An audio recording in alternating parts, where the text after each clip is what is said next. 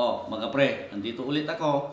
I-share ko sa inyo kung paano magpagana ng ETS o kaya mag-check ng ETS kung ito'y gumagana pa dahil sa kalumaan na. Tara, panoorin nyo yung video ko. Dito tayo mga pre. Ito ay ETS. Ngayon, ituturo ko sa inyo kung paano paganain o kaya ay malaman kung gumagana pa ang ating ETS. Ito N or normal. Ito yung normal supply. Samantalang ito yung reserve. Ito yung sa generator. Kung sakaling mawalan tayo ng power supply. Yan. Iwawiring na natin, gabitan natin ng jumper wire. Ito kasing load na ito, parehas lang doon sa kabila. Yung dalawang butas dyan sa magkabilaan, ito hot. Tapos neutral din to. Yan.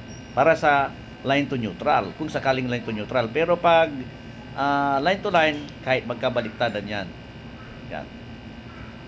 Wiring natin, hot to hot. Yan.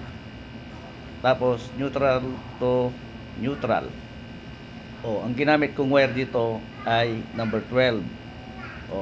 Pero pagdating sa design, dapat yung tamang wire dyan. Ito sample lang, kaya ginamitan ko ng number 12. Yan. Ipitan natin. Tapos kabitan natin ng ilaw. Yan. Medyo mahigpit. Iwangan natin. Yan. Balik natin.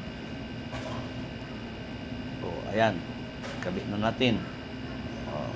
Tapos higpitan natin para magamit na. Para matesting na natin. Ayan. Okay na. Higpitan pa.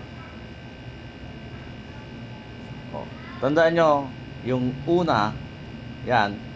Tapos yung sa kabila, ganun din ang pinagkakabitan.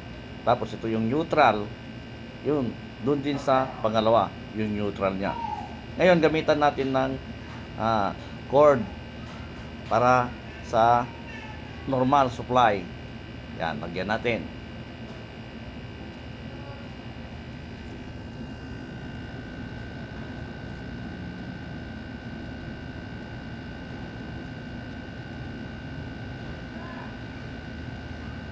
Yan. Tapos ganun din sa kabila. Lagyan din natin. Tandaan nyo, pag line to neutral, dapat yung hot para sa hot, tapos yung neutral para sa neutral. Hot. Para sa hot yan. Pag line to neutral, hindi pwedeng magbaliktad yan. Pero pag line to line, pwedeng magbaliktad yan. Walang problema. Yan. Okay, pwede nang subukan. Saksak na natin yung normal supply. Yan, umilaw sa baba. Normal supply yan. Yan. Ngayon, paano kung nawalan ng kuryente? Gagawin natin, isasaksak din natin yung isang cord. Yan. Saksak natin. Alisin ko muna to. Kunyari, nawalan ng ilaw. Yan, namatay yung ilaw sa baba.